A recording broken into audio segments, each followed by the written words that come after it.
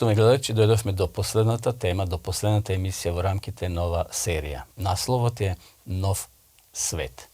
Многу е упечатливо што Библијата животот после смртта го опишува со едноставни зборови, како вистински и реален. Луѓето никогаш не биле етерични, безтелесни духови. Старите грци и другите незнабожички култури јасно го делат човековото постоење на два дела – физички и безтелесно. Но Библијата човекот го опишува како комплетна личност, како комплетно суштество, кој има физички и духовен аспект. Наспроти денешната фасцинација за надприродното, на луѓето им е потешко да ја прифатат религијата која е од Бога дадена, односно религија која зборува дека е етерична и целосно на другата страна кога е во прашање човекот. Меѓутоа, луѓето го замислуваат небесното Божје царство сосема на друг начин, дека постојат некои безтелесни души на покојните. Тоа царство е таму некаде и ако постои, ќе живееме таму кога ќе умреме. А до тогаш треба да го живееме овој сегашен живот. Живот во ова физичко тело. Така некои размислуваат. Ова поделба на животот на два дела, сегашен и физички живот и иден живот, духовен живот, доаѓа од многобожечката митологија, би рекол, а не од библиската вистина. Не од апостолите кои тоа го запишале. Грчкиот филозоф со презир би ја отворил мислата за физичкото постоење после смртта, бидејќи според нив телото е несовршено, од кое треба да се едноставно ослободиме. Слично размислување подоцна имале и самите гностици, преку кои таквото учење и верување навлегло во раната христијанска црква. Меѓутоа, Библијата ни кажува дека Бог го создал човекот, кој имал физичко тело и го сместил во физичкиот свет, а потоа рекол дека се што создал е многу добро. 1 Мојсеева, 1 глава, 31 стих. Слично на грците и на другите дуалисти и христијаните, почитувани гледачи, чувствуваат дека нешто не е во ред со таквото верување, односно со тој створен свет. Меѓутоа, ние христијаните, кои веруваме во Бога, не мислиме дека причината за проблемите во овој свет, во овој материјален свет, се лоши сами по себе. Наместо тоа, ние причината како христијани на проблемот ја гледаме во побуната која се случила во минатото, што е направил Луцифер, и нашиот свет се исполнил со суровост и со насилство. Светот е расипан, а нашиот живот е исполнет со насилство, со несигурност, бидејќи ние самите сме го тоа направиле со издајството на нашиот Создател и Спасител Исус Христос. Оно што не воситува е всушност љубовта на Создателот. Тој има намера да ја обнови земјата и да ја врати во првобитната состојба. И секако да им го врати на луѓето она од што се откажале. Ке приметите, почитувани гледачи, дека Библијата започнува со описот на протерувањето на Адам и на Ева од Едемската градина и нивната осуда на живот под нови услови, под проклеството на гревот. Во 1 Мојсеева, 3 глава, 14 стих читаме: На змијата пак и рече Господ, затоа што си го направила тоа, проклета да си меѓу сите животни и сите ѕверови полски.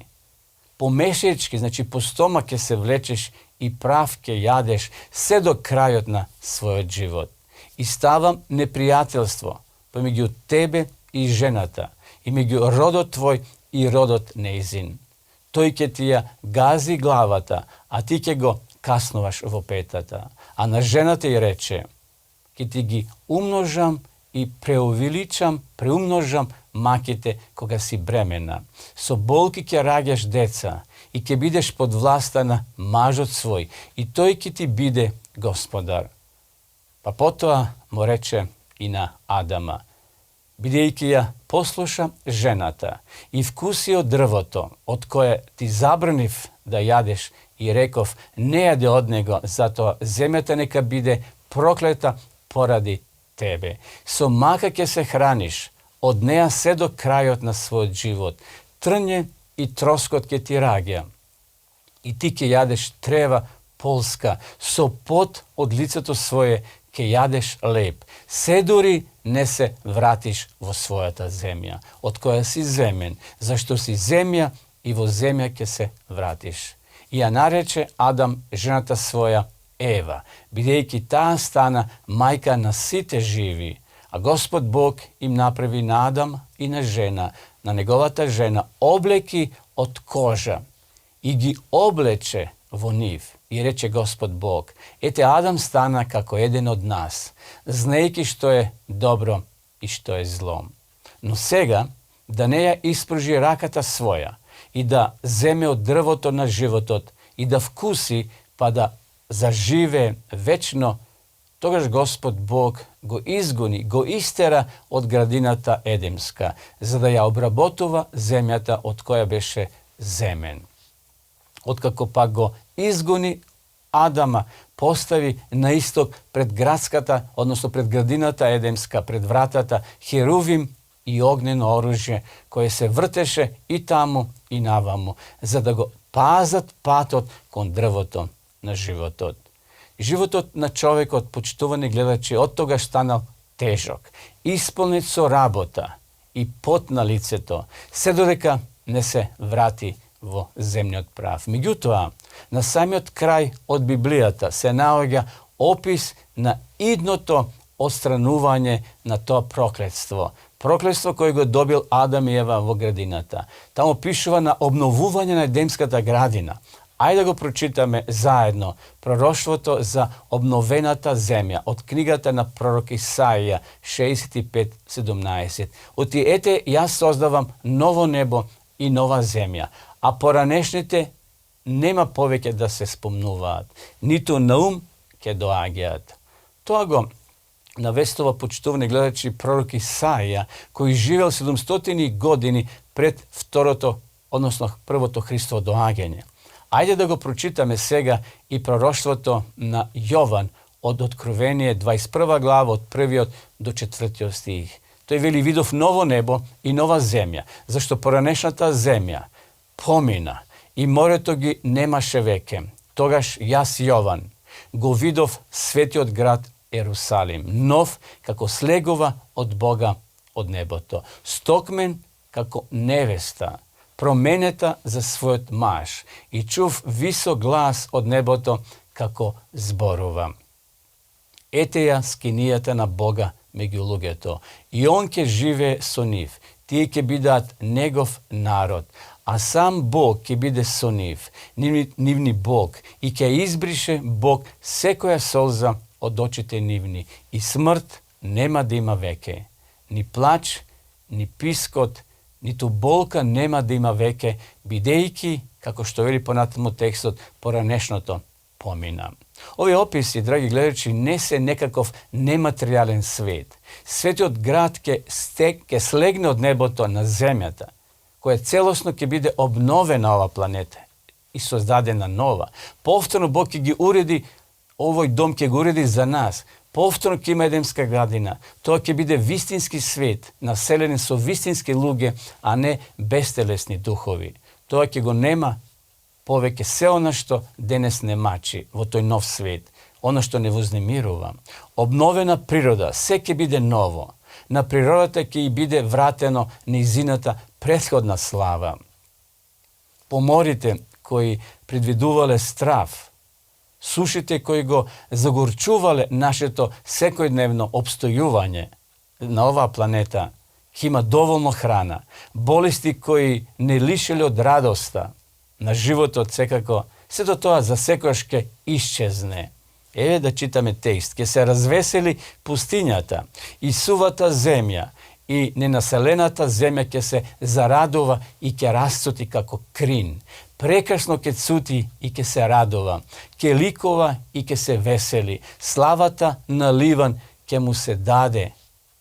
Вели великолепието на Кармел и на Сарон, тие ке видат славата на Господа, величината на нашиот Бог. Закрепнете ослабени раце, вели понатаму пророкот. Зајакнете ги колената што треперат. Кажете им на плашливите со дух. Бидете цврсти. Не плашете се. Ете, вашиот Бог иде со одмазда, со отплата Божја. Он ќе дојде и ќе ве спаси. Тогаш ќе им се отворат очите на слепите, ушите на глувите. Ќе се отнат ушите. Тогаш куциот ќе скока како елен и јазикот на немиот ќе пее, зашто води ќе бликнат во пустињата и потоци во степите. Исаја 35 глава од 1 до 6. Понатаму пророкот Исаја, почитувани гледачи, продолжува во 65 глава и тој вели: ќе градат куќи и ќе живеат во нив, ќе садат лозја и ќе ги јадат плодовите нивни. Нема да градат за да живе некој друг, нема да садат за да јаде некој друг, зашто дните на народот мој ќе бидат како дните на дрво и моите избрани долго ќе се користат со делото на рацете своји. Нема да се трудат напразно и да раѓаат деца за скрб, зашто ќе бидат семе, благословено од Господа, и низините потомци ќе бидат заедно со нив. И пред тие да повикаат, јас ќе одговорам, тие уште ќе говорат, а јас веќе ќе ги чујам. Волк и јагне ќе пасат заедно, а лавот ќе јаде слама како вол, а на змијата правот ќе биде храна. Тие нема да причинуваат повеќе зло и штета по целата моја света гора, вели Господ. Почитувани, читајте ги почесто овие стихови. Читајте ги и размислувајте. Земете црвено пенкало и забележете ги. Ке приметите дека сето тоа денес не вознемирува и мачи. Но едно е многу јасно и гласно. Тоа ќе биде се минато. Тешките болести ќе бидат минато. Нема да пропаѓаме поради нашето старење, кој денеска сите нас не оптеретува и загрижува, кој ќе биде воспоставен еден нов свет од страна на Бога. Тоа повеќе никогаш нема да се случи она што било во минатото. Нашиот вид кој полека попушта ќе стане остар и добар. Нашите дегенерисани зглобови и пршлени целосно ќе бидат обновени.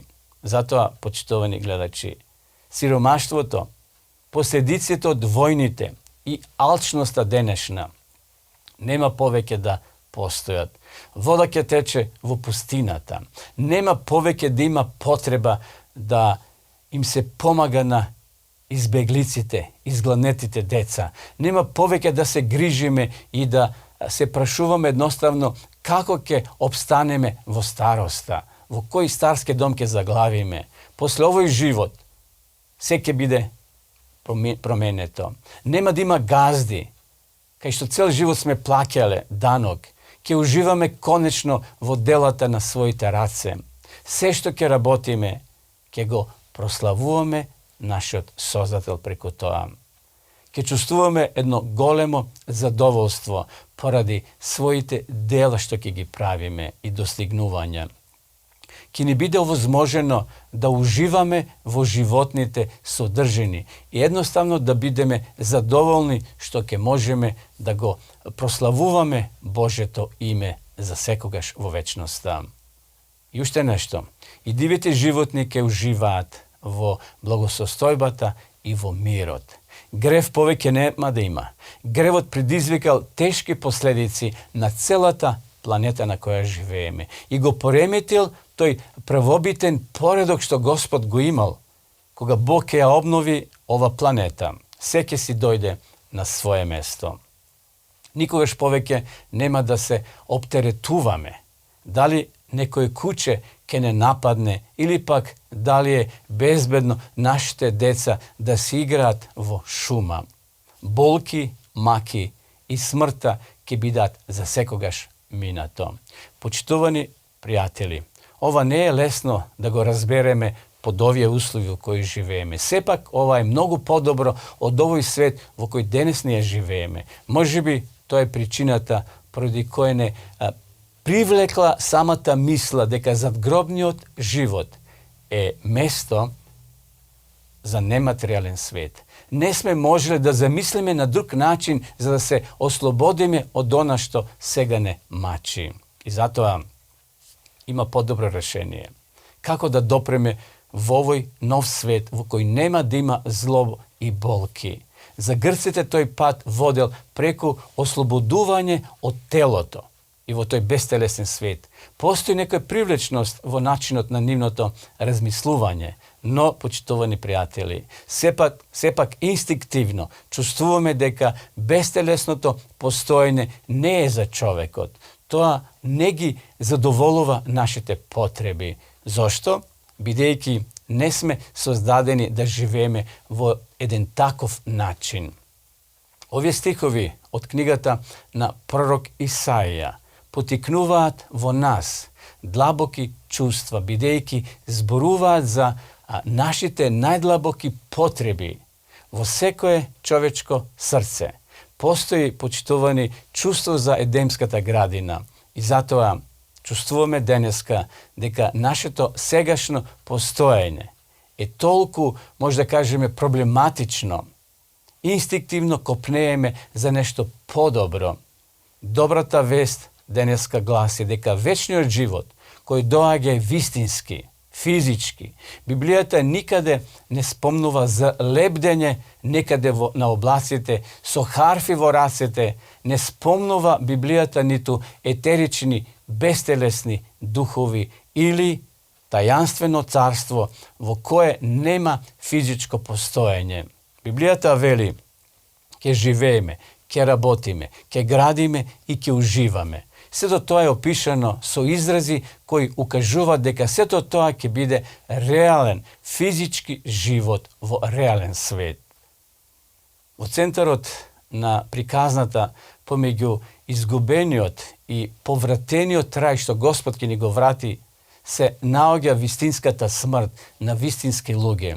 Го наоѓаме Богочовекот Исус Христос, земајки човечки облик, тој се доближил до нас, тој станал вистински како што сме јас и ти, но кога ќе се врати, ќе биде вистинско човечко суштество. Исус нема да биде дух, тој станал од мртвите во физичко тело, тело кое можело да биде допрено, тело кое јадело риба и мед. Лука 24 глава 38 стих. Тој истиот Исус ќе се врати да го заврши конечно бунтот на земјата и да го воспостави своето вечно царство. Царство на правдата. Дела 1 глава 11 стих. Тој живел помеѓу нас, вистински како и ние. Тој го разбира животот на оваа земја, како изгледа, како се ние чувствуваме, како поднесуваме болки, како сме отфрлени, како сме осамени, тој сето тоа го знае. Тој чувствувал глад и умор, се соочувал со неправда, кога му суделе лицемери кои се раководеле според своите себични интереси и кои ги ценеле своите собствени цели, наместо да го почитуват Господа, наместо да ја почитуват честноста. Бил немилосредно исмејуван, отфрлен и неприфатен. Тој е совршен посредник, совршен представник на човечкиот род, на небото. Тој те представува тебе и мене.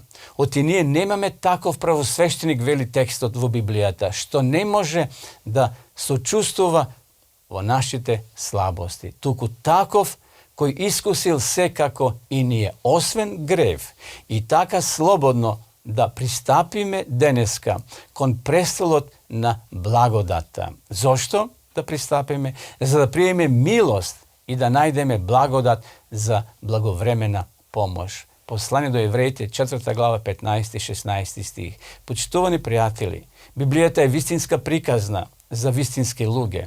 Иако се занимава со големи теми, кои се предизвик за нашата способност за разбирање, сепак Библијата зборува за концептот на не зборува за некаков бестелесен концепт или свет. Библијата се занимава со вистински луѓе од крв и месо, кои се соочуваат со вистински проблеми на животот и смртта.